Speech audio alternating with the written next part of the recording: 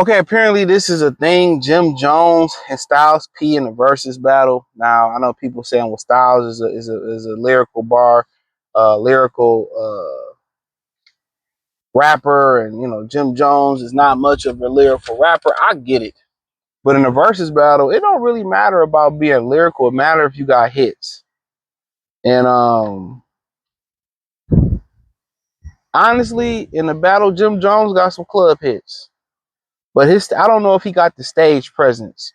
As a rapper, when you talking about the laundry list of songs that Styles P got, Last Days with Biggie, the Thug or Gentleman album, I love that. I forget the name of it.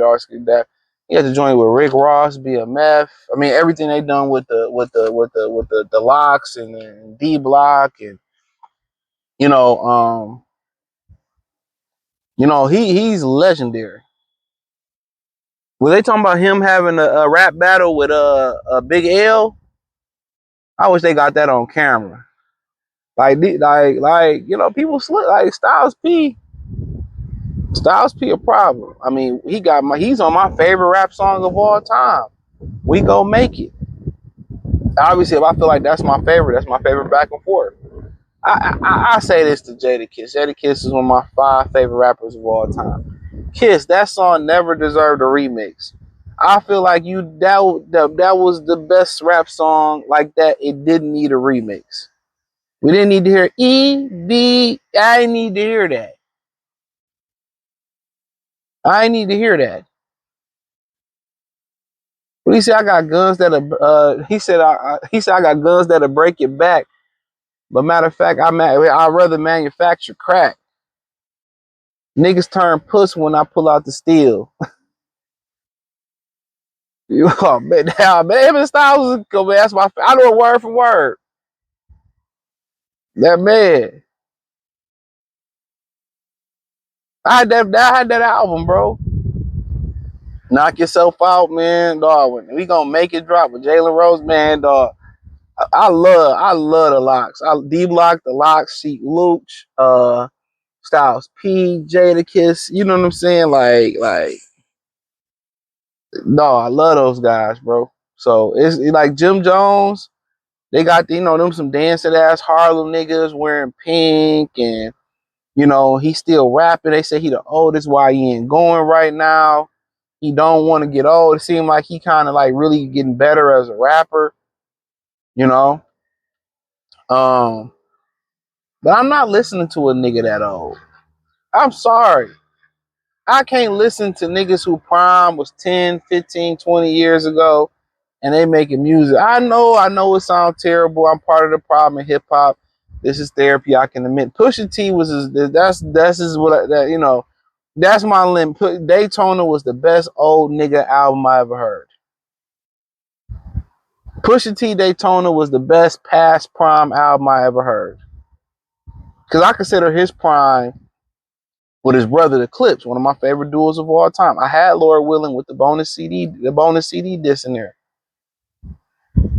It was the album they had by popular demand when they had to like wait for the second album because what he said, these crackers wasn't playing fair job. Mr. Me Too. I'm good. So I'm a huge Clip fan. I listened to Daytona. I'm like, man, but that other one he dropped, I ain't like that one. When he dropped that album, he back to being the old nigga.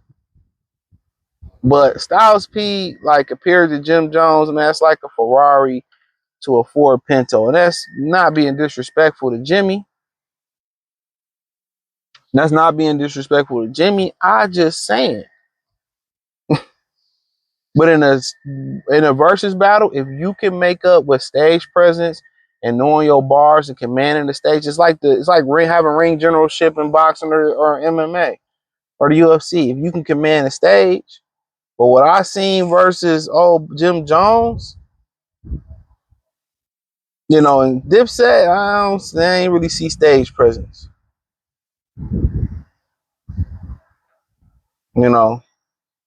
And like I said, Jim got some hits. One of my favorite songs about in general is Summer in Miami. That was fire. He got Ballin'. Even though Young Dro stole the show on that one. Certified gangsta. I mean, Jim Jones, man, they can sleep on his catalog. Jim Jones' catalog is nice. He nice.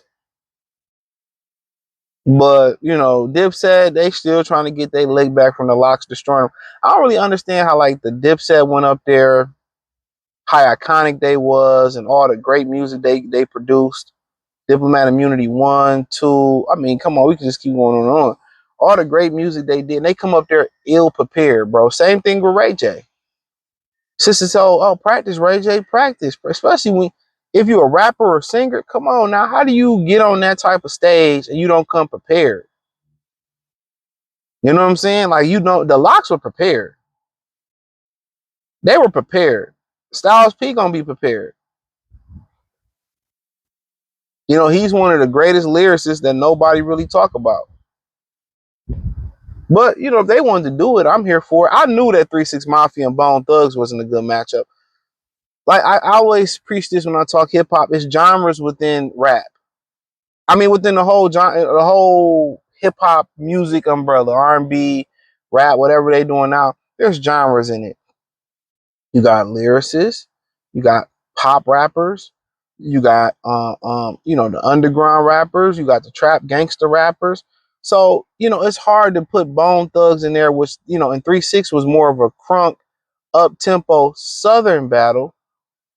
And, you know, Bone Thugs was more of a kind of like, I don't really want to say monotone. I don't know. I don't think monotone's the word. They more of a, I can't put a finger on it. But they ain't that. They the complete opposite of whatever 3-6 Mafia is. Crunk, up tempo. They more of a down serious rap group. And they kind of had, you know, it's the thuggish, but even that was kind of more of a mellowed out.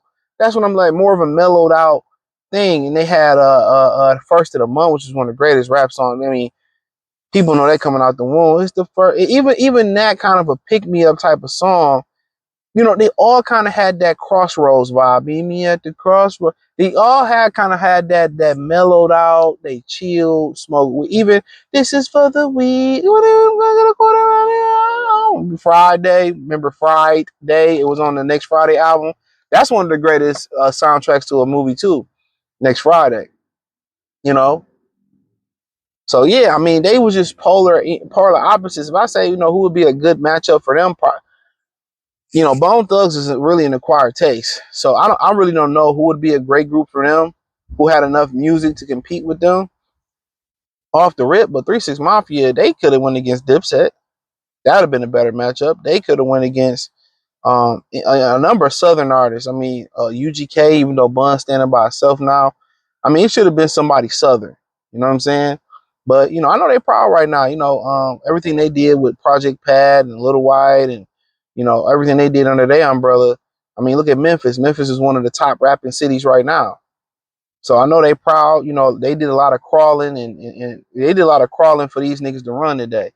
So, you know, even though they paid away for Yo Gotti, Moneybagg Yo, rest in peace to Dolph. They paid away for Glorilla and all those guys. So them, A-Boy, MJG, they paid away for that shit. So Memphis is iconic.